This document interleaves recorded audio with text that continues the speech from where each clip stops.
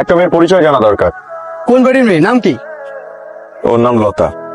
লতা? তোর ভাই কি বললো? ভাইয়া যা বলছে তোর শুনলে কলিজা শুকায় যাবে। আবিদ ভাইয়া সৈয়দ বাড়ির বড় নাতি।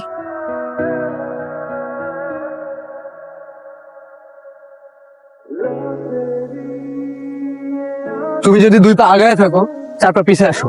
কেন? তুমি বুঝতে পারতেছো না? লতা খান বাড়ির মেয়ে। লতা ছোট চাচার সাথে আমাদের ফুপি ভেঙে গেছে। তুমি কি সব ভুলে গেছো?